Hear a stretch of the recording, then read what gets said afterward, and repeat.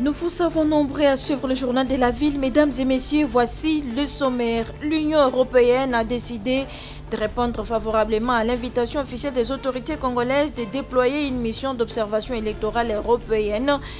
Une première mission exploratoire chargée d'identifier et d'évaluer le format et la faisabilité. L'annonce a été faite lors de la fête de l'Europe par Jean-Marc Châtaignier, ambassadeur de l'Union européenne en République démocratique du Congo. C'est tout pour les titres. Mesdames et messieurs, encore une fois, bienvenue dans ce journal.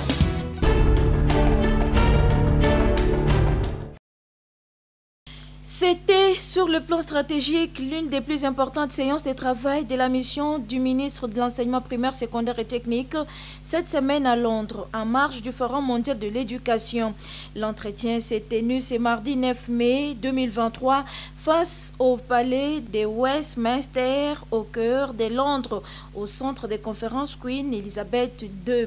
Ont tour à tour été abordés des sujets aussi essentiels que la pérennisation de la gratuité au niveau primaire, la qualité de l'enseignement et des enseignants ainsi que les leviers pour l'améliorer, sans oublier la question de la scolarisation des filles en République démocratique du Congo qui acquise un retard de 13% par rapport à celle des garçons au niveau secondaire. Le ministre Tony Mwaba a saisi l'opportunité pour remercier à nouveau le gouvernement britannique pour le programme Axe Filles récemment lancé à Chikapa en mars dernier. Enfin, a été officiellement signé par le ministre de l'EPST l'engagement à agir en faveur de l'apprentissage fondamental, document stratégique élaboré en septembre 2022 à l'occasion du sommet de New York pour la transformation de l'éducation, TS en sigle.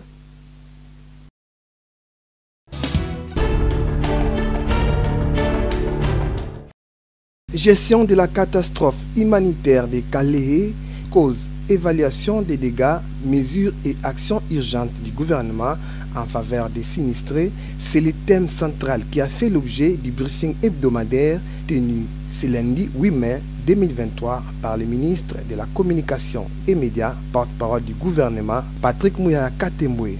Il y a 401 compatriotes qui sont décédés à la suite des éboulements des terrains consécutifs aux pluies qui se sont abattues. Et donc, sur recommandation de la division provinciale de la santé du Sud Kivu et de la Croix-Rouge locale, plusieurs corps étaient en décomposition très avancée et ne pouvaient attendre de conditions propices, avaient été urgemment enterrés pour éviter la contamination et des risques d'épidémie dans la zone.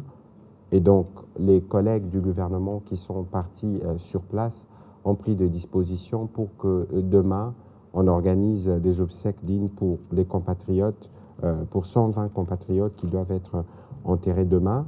Et on a évalué les besoins en assistance qu'il faut apporter en termes de vivres et de non-vivres, en termes de médicaments, etc. Le gouvernement qui est représenté sur place fera le point général de la situation parce qu'il est aussi prévu une assistance financière pour les familles qui sont éprouvées, mais aussi prendre des mesures notamment pour reloger les compatriotes qui ont été touchés par ces drames. Et donc c'est sur cette note que le président de la République avait commencé le conseil de ministres de la dernière fois avec instruction faite au gouvernement pour y envoyer une délégation. Devant la presse, Patrick Muyaya a brossé plusieurs points sur l'actualité en RDC, parlant de l'économie au sujet de la rareté du maïs dans les Grands Katanga et Kasaï. Le porte-parole du gouvernement fait des révélations. Il se trouve que malheureusement, la crise de la farine du maïs a été occasionnée par quelques individus visiblement mal intentionnés qui, avec quelques connexions en Zambie, ont obtenu que la Zambie décide de ne plus vendre le maïs à la République démocratique du Congo, son voisin direct, alors que c'est la Zambie qui vend le maïs au Kenya, à l'Éthiopie et à d'autres pays de l'Afrique de l'Est. Et pire encore, interdiction de toute cargaison venant d'autres pays d'Afrique australe d'arriver en République démocratique du Congo. La délégation gouvernementale qui s'est rendue sur place a eu des échanges avec des officiels et très rapidement, les mesures ont été prises pour lever toutes ces barrières et nous aurons des plus amples détails dans les jours qui viennent. J'espère que nous aurons l'occasion de discuter avec vous de mesures qui sont arrêtées pour d'abord régler les problèmes urgents en termes d'approvisionnement et pour voir comment on règle le problème dans la durée avec une production locale, avec un appui à donner aux hommes d'affaires congolais, aux opérateurs économiques pour que nous puissions être en mesure de cultiver du maïs et de répondre à cet impératif alimentaire urgent.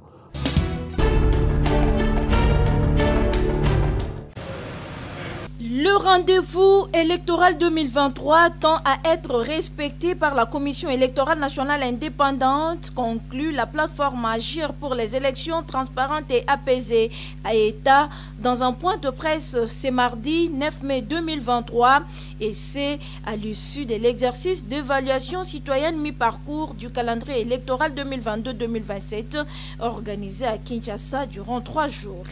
De la pertinence, de l'efficacité, de l'efficience, l'impact de la durabilité dans l'exécution du calendrier électoral sous évaluation. La plateforme Agir pour les élections transparentes et apaisées a été en sigle en tant qu'organisation de la société civile de droit congolais, spécialiste de la question électorale, porte à l'attention de l'opinion tant nationale qu'internationale ce qui suit. Rendez-vous électoral du 20 décembre 2023 tend à être respecté par la CENI. Le calendrier électoral 2022-2027 a été non seulement pertinent, mais aussi et surtout efficacement conduit jusque-là par la CENI. Avec ces pas franchis par la Commission électorale nationale indépendante, les experts électoraux de l'État tirent la sonnette d'alarme au gouvernement congolais pour la réussite totale de ces élections. Nous demandons aussi au gouvernement de mettre à temps le moyen qu'il faut à la CENI pour qu'une minute de retard risque d'impacter sur le rendez-vous du 20 décembre. Donc, non seulement nous sommes en train d'applaudir la CENI et le gouvernement, mais nous sommes en train de les placer devant leurs responsabilités historiques. Et concernant les rejets par l'Organisation internationale de la francophonie, OIF, de la demande lui adressée par la Commission électorale nationale indépendante CENI pour l'audit du fichier électoral, l'État suggère à la CENI de recourir à l'expertise électorale nationale et internationale capable de mener l'audit externe du fichier électoral sous l'approche méthodologique rationnelle et efficiente qui respecte le rendez-vous électoral de décembre 2023. Il faut des auditeurs crédibles, qu'ils soient nationaux ou internationaux. L'Agir pour les élections transparentes et apaisées, spécialiste de la question électorale. Vers le bout du tunnel. Les poches noires dans presque toutes les communes de la République démocratique du Congo, un casse-tête que la population congolaise vit avec au quotidien. Les raccordements frauduleux, situation que la SNEL SA déplore, est l'une des causes majeures qui plonge souvent les quartiers dans le noir. Le directeur général ad intérim de la SNEL SA, Teddy Luamba, mène une lutte acharnée contre les poches noires qui favorisent l'insécurité à Lubumbashi, province du Haut-Katanga.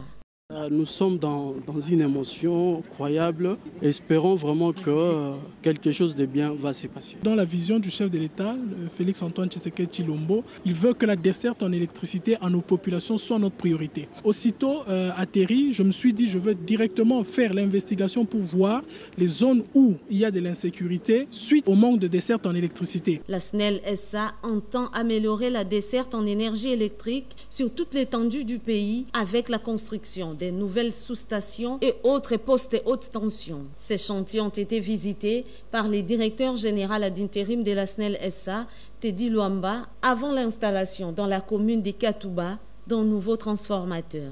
Vous voyez la population qui est restée longtemps dans le noir et aujourd'hui dans la joie de voir l'électricité qui va revenir. C'est aussi bon pour notre clientèle. Grâce aux nombreuses réformes impulsées par la direction générale, la SNEL SA tient à redorer son image d'antan dans la fourniture de l'énergie électrique de qualité, levier important pour le développement économique du pays.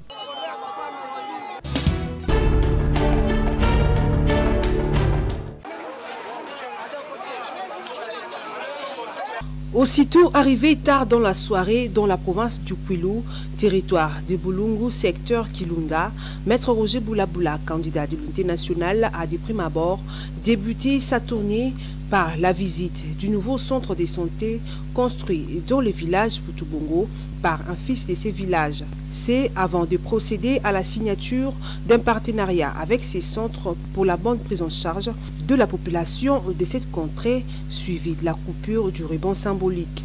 Accompagné des 5 chefs du groupement et 22 chefs de village qu'il a eu en entretien, il a lancé officiellement les travaux de la réhabilitation de la route Putubongo, tronçon qui reliera les territoires de Bulungu à celui de Masimanimba.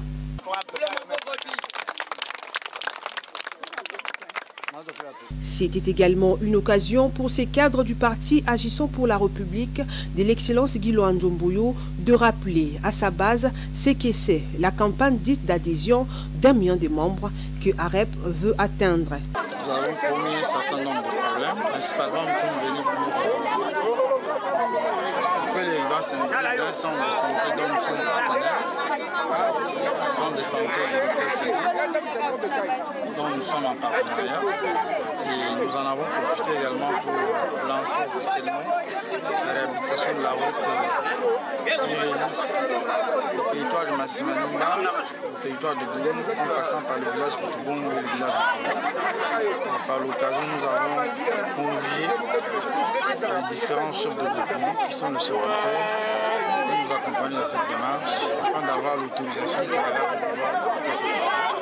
Et cela entre également dans le cadre de la mobilisation d'1 million de membres lancés par mon cher parti AREP, dont je suis membre d'honneur. La population n'a pas manqué de placer un mot.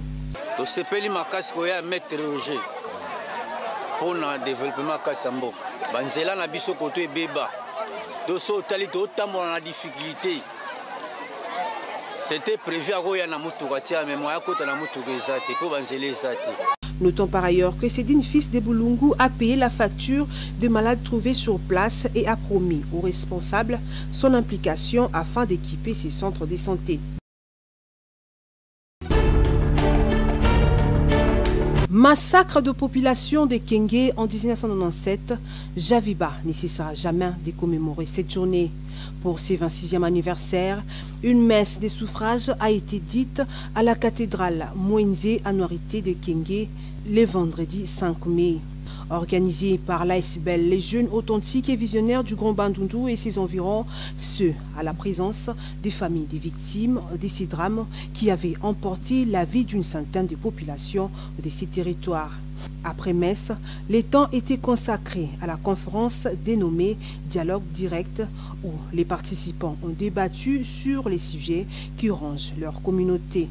Après les exposés des différents intervenants et débats, une déclaration finale a été lue par le président de Javiba, Faustin Bimita Kinkoufi, demande justice et réparation. La réparation pour les différentes familles qui ont perdu les leurs et les biens, conformément à la promesse faite par son Excellence Monsieur le Président de la République, Mosé Laurent Désiré Kabila en date du 5 mai 1998 promettant une somme de 500 000 $ américains et réaffirmée par son successeur, Joseph Kabila Kabange, en date du 28 juillet 2006, à la tribune de Kenge. 2. Que son Excellence Monsieur le Président de la République, chef de l'État, Félix Antoine Tshisekedi Tshilombo, puisse examiner la possibilité de proclamer la journée du 5 mai férié en mémoire des victimes qui ont versé leur sang pour la libération de notre pays, en appui au combat démocratique et non violent mené par les leaders maximaux, Dr Etienne Tshisekedi Wamulumba et ses compagnons de lutte. 3. La construction d'un mémorial des victimes des massacres et atrocités du Grand Bandundu.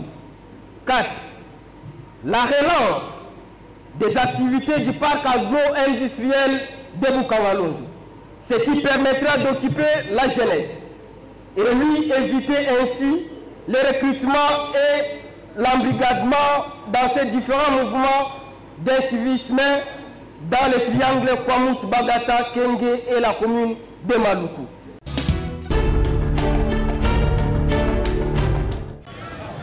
Les habitants du quartier d'Okolo, dans la commune de Ndjili, font face à plusieurs difficultés dans leur contrée, entre autres le manque de routes fiables qui rend difficile le déplacement de la population. À cela s'ajoute encore un autre problème, celui du manque de l'électricité. À en croire les habitants de ces coins de la ville, cela fait au moins plusieurs mois que ces quartiers sombrent dans les noirs pour cause d'une panne d'un câble électrique qui a coûté la vie d'un homme. Les poteaux dans le courant. Moi, je suis à 14 ans, je suis mardi, pour l'embouler bétaki, pour que ça courant, je suis à le colo, à Kanganiser, ça m'a fait. Pour l'histoire qui me battait, qui me battait, donc souffrir, je s'intéresse, pour comme un cimetière, sans parler de l'insécurité qui fait rage dans ces quartiers. La sécurité, ça va couler. La sécurité, ça va couler.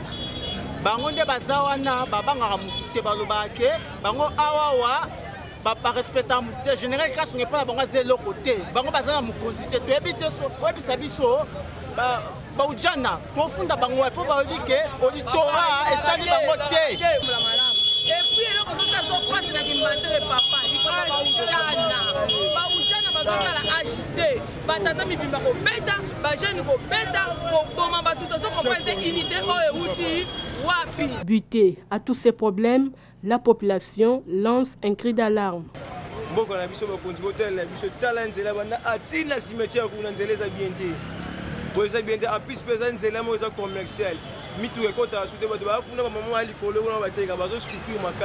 Les habitants du quartier d'Okolo dans la commune de Ndjili espèrent que les autorités compétentes jetteront un regard à leurs desiderata afin de soulager tant soit peu à leur peine.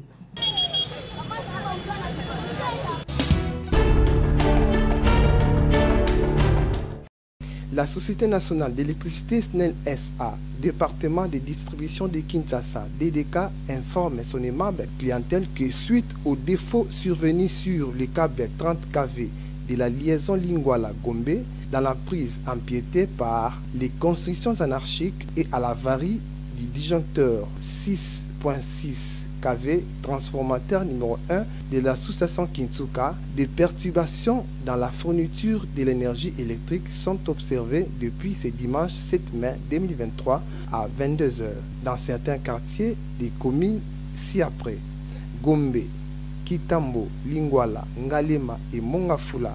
SNEL SA rassure ses clients concernés que ses équipes d'intervention sont à pied d'œuvre pour la normalisation de la situation et leur présente ses esquisses pour ces désagréments. Fait à Kinshasa le 7 mai 2023, le département.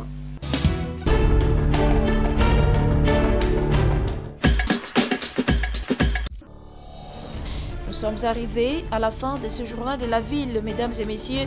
Merci de l'avoir suivi.